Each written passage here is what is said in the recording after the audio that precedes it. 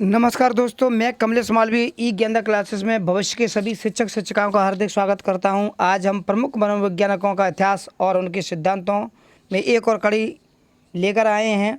आज हम Skinner, BF Skinner और उनके सिद्धांत के विकास के जो सिद्धांत हैं, अधिगम के सिद्धांत, उनकी चर्चा करेंगे। तो चलिए शुरुआत करते हैं, जानते हैं इनका पूरा नाम क्या है। तो बीएफ स्किनर ने क्या दिया था? बीएफ स्किनर दिया बीएफ स्किनर का क्रिया प्रसूत अनुबंधन का सिद्धांत, स्किनर्स का operant conditioning theory. BF Skinner, इनका पूरा नाम की अगर बात करें तो अगर पूरा नाम है इनका विरहस फ्रेडरिक स्किनर। ये व्यवहारवादी और मनोवैज्ञानिक थे, प्रोफेसर थे। ये प्रोफेसर कहाँ पर थे? हार्वर्ड विश्वविद्यालय में मनोविज्ञान के प्रोफेसर थे। किसके थे? मनोविज्ञान के प्रोफेसर थे। कहाँ के निवासी थे? अमेरिका आ जाए ऑप्शन में या यूएसए आ जाए तो ये अमेरिका के निवासी थे। पुरस्कार इन्होंने कौन से दिया? National medal of sciences, biological sciences, यानी पुरस्कार उन्होंने मिला था। नेशनल, एक तरीके से नोबेल पुरस्कार माना जाता है। National medal of sciences, biological sciences. प्रमुख इनकी पुस्तकों की अगर बात करें तो द बिहेवियर ऑफ ऑर्गेनिज्म, एक पुस्तक और है बियॉन्ड फ्रीडम एंड डिग्निटी। प्रमुख कथन उन्होंने क्या कहा था?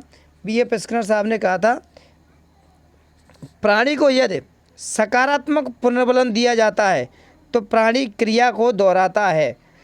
प्राणी को यदि सकारात्मक पुनर्बलन दिया जाता है तो प्राणी क्रिया को दोहराता है। साथियों, सभी से रिक्वेस्ट कर रहा हूँ कि एक पेन और कॉपी लेकर के जरूर बैठें, तो साथ ही साथ में नोट करते जाएं, ठीक है। और वीडियो को अंत तक जरूर देखते रहें।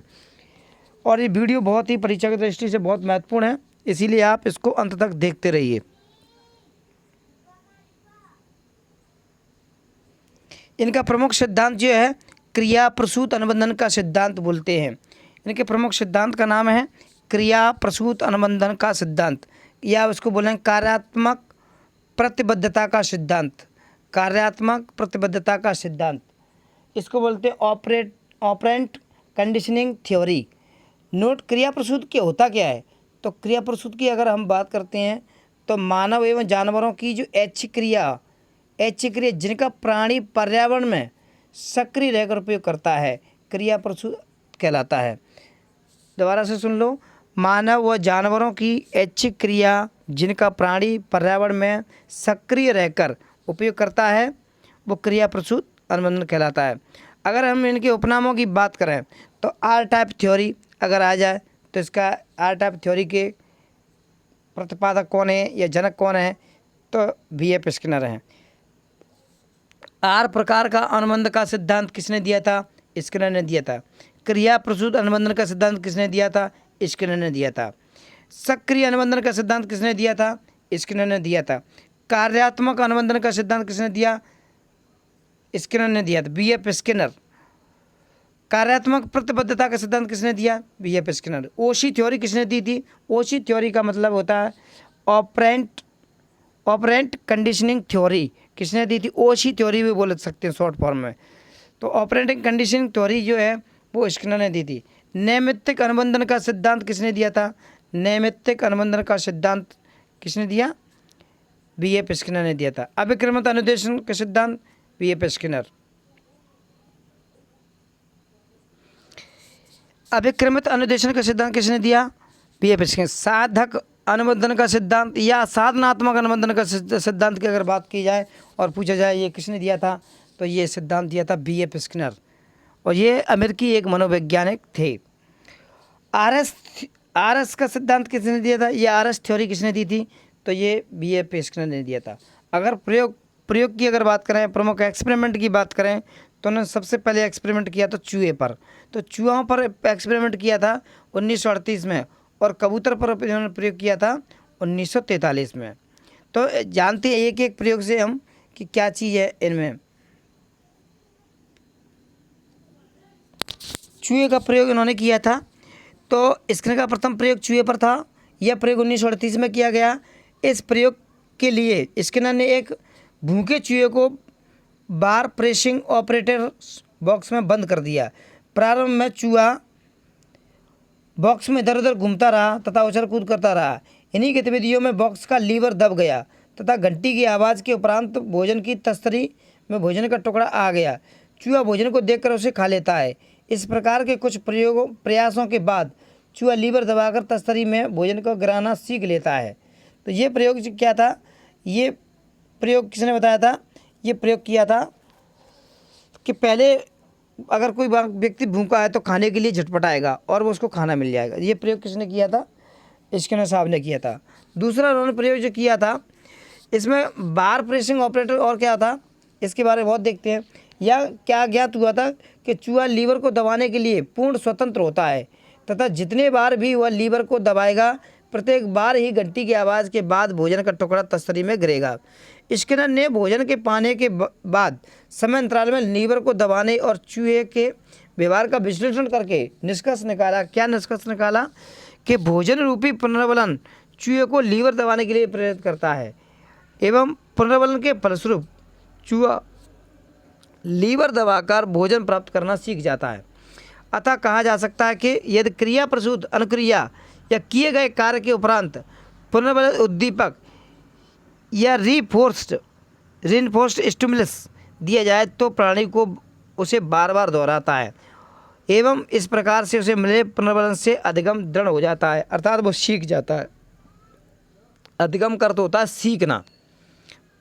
अब दूसरा उन्होंने प्रयोग जो किया था, दूसरा प्रयोग किया था 1943 में जो प्रयोग किया था वो कबूतर पर प्रयोग किया था। कबूतर पर प्रयोग किया था तो क्या इन्होंने क्या हासिल किया था, यह प्रयोग 1943 में किया गया। इसके अंतर्गत कबूतरों का प्रयोग करने के लिए स्किनर ने कबूतर बॉक्स, पिजन बॉक्स नामक उपकरण तैयार किया जिसमें कबूतर अपनी चोंच या बीक के द्वारा बॉक्स में लगी एक कुंजी पर चोंच या मारकर कुंजी दबाता है तथा भोजन का दाना प्राप्त करता है।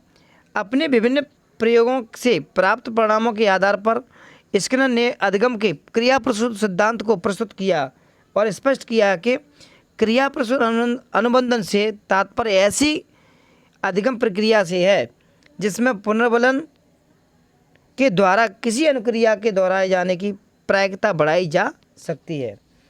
चूहों के प्रयोग द्वारा स्किनर की शिक्षा के क्षेत्र में भी हम 4 जो क्या है पुनर्बलन दिए थे। और जो पुनर्बलन की अगर बात करें तो पुनर्बलन देने वाले प्रथम मनोवैज्ञानिक कौन थे, अगर प्रश्न बनता है कि पुनर्बलन को जो देने वाले प्रथम मनोवैज्ञानिक कौन थे, तो हमारे जो स्किनर साहब हैं, B.F. स्किनर। ध्यान से सुन लो और इसको नोट कर लो कि प्रथम पुनर्बलन प्राप्त करने वाले प्रथम मनोवैज्ञानिक जो थे वो थे स्किनर। ठीक, राइट।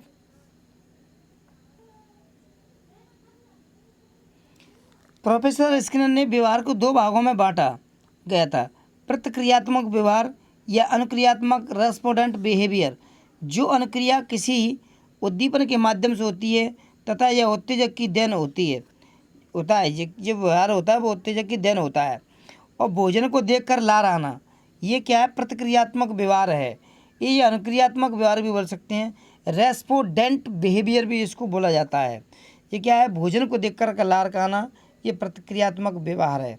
एक होता है, दूसरा उन्होंने व्यवहार बताया कार्यात्मक व्यवहार या क्रिया प्रसूत या नैमित्तिक व्यवहार, ऑपरेंट बिहेवियर, जो अनुक्रिया किसी उद्दीपन की होती है, स्वेच्छा पर आधारित होती है, जैसे हाथ पैर का चलाना, ये क्या है, कार्यात्मक व्यवहार है, क्रिया प्रसूत अनुबंधन है। अगर ऐसे बात करते हैं कि अगर किसी व्यक्ति को भूख लग रही है तो भोजन को तलाशना, जो भोजन को तलाशना होता है वो कार्यात्मक व्यवहार होता है।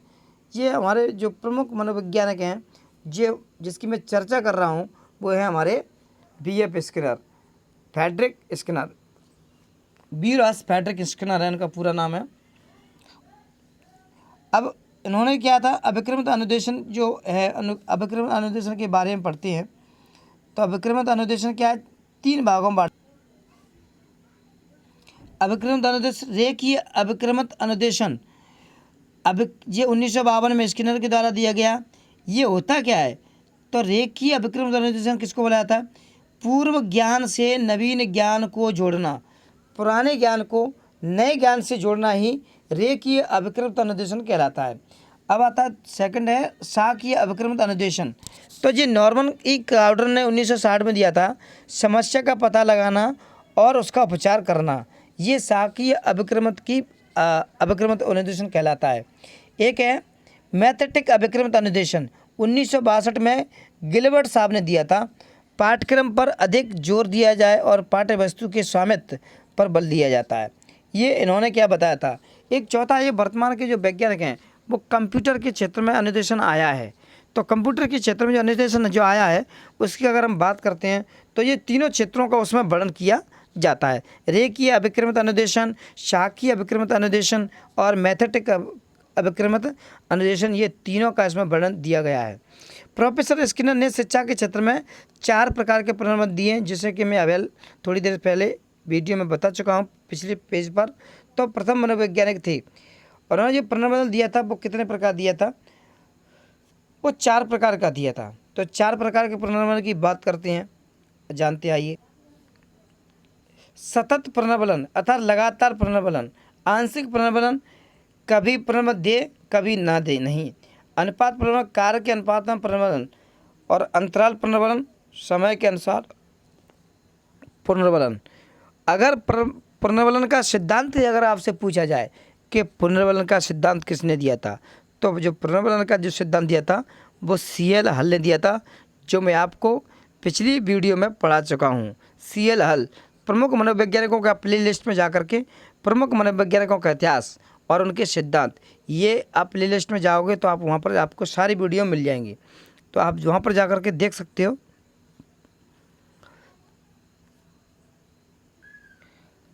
हमने इस सिद्धांत को पढ़ा तो उसमें ये देखते हैं, अब ये सिद्धांत में इसका शिक्षा के क्षेत्र में इस सिद्धांत को पढ़ा तो पढ़ा क्यों, शिक्षा के क्षेत्र में इसका क्या महत्व है। तो बालक अनुक्रिया के द्वारा सीखता है, इस सिद्धांत के द्वारा हमने ये सीखते हैं। छात्रों का तत्कालीन पुनर्बलन देना चाहिए, शिक्षार्थियों के परिणाम शीघ्र घोषित करना चाहिए, नकारात्मक व्यवहार को नकारात्मक प्रभाव देकर रोकना चाहिए। इसका प्रयोग बालकों के शब्द भंडार में वृद्धि के लिए किया जाता है। शिक्षक के सिद्धांत के द्वारा क्या है, बच्चों में अधिगम जो प्रक्रिया है उसको बढ़ा सकते हैं।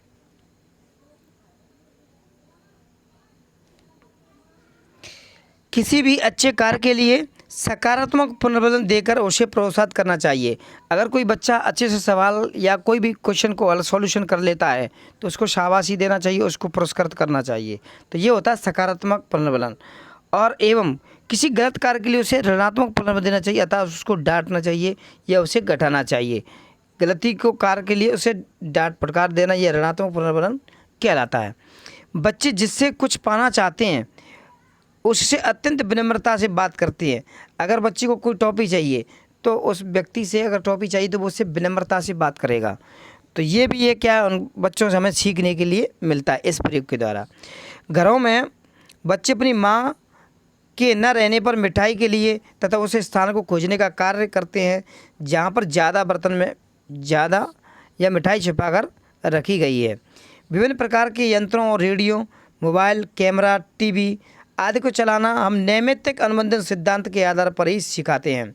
बच्चे जो है वो प्रत्येक उंगली दबा करके, जैसे आज का जो एंड्रॉयड फ़ोन चल रहे हैं तो उन एंड्रॉयड फ़ोन को टच कर करके वो क्या देखते बार बार, तो बार बार प्रयास करता है। अगर वो स्क्रीन खुल जाती है और उस मोबाइल चलने लगता है तो उसको और बार बार करता है। अर्थात इस प्रयोग के द्वारा हम यही सीखते हैं कि बच्चे क्या है नैमित्तिक अनुबंधन के सिद्धांत पर आधारित ही सीखते हैं। इस सिद्धांत के अनुसरण से माता पिता और अध्यापकों या टीचरों की बात करें तो प्रबंधन देकर बालकों को वांछित व्यवहार या गलत व्यवहार से विकसित, बालकों में क्या है वांछित व्यवहार को विकसित किया जा सकता है। जैसा चाहो आप उनमें विकास कर सकते हो, बालकों को अच्छे बना सकते हो। यह सिद्धांत अच्छे कार्य और अथवा सफलता वांछनीय व्यवहार के लिए तत्कालीन प्रबंधन को देने का बल देता है। अगला है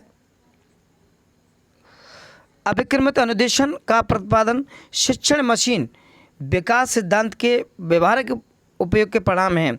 अभिक्रमित अनुदेशन 1954 में शिक्षा के क्षेत्र में आया। यह क्रिया प्रसूत अनुबंधन के सिद्धांत पर ही आधारित है। जो अभिक्रमित अनुदेशन की अगर बात की जाए, आपसे क्वेश्चन पूछा जाए कि ये किस सिद्धांत पर आधारित है, तो ये क्रिया प्रसूत का अनुबंधन सिद्धांत पर आधारित है। और ये क्रिया प्रसूत का जो सिद्धांत दिया था वो BF स्किनर साहब ने दिया था। ये ऑप्शन है। गणित में पहाड़े, भाषा में वर्तनी अर्थात स्पेलिंग और मीनिंग्स की अगर बात करें सिद्धांत का प्रयोग किया जा सकता है। यह सिद्धांत शिक्षा प्रक्रिया में अभिप्रेरणा या मोटिवेशन का महत्व है और आवश्यकता पर बल देता है। यह परिमार्जन में सहायक है, अर्थात सीखने में सहायक है।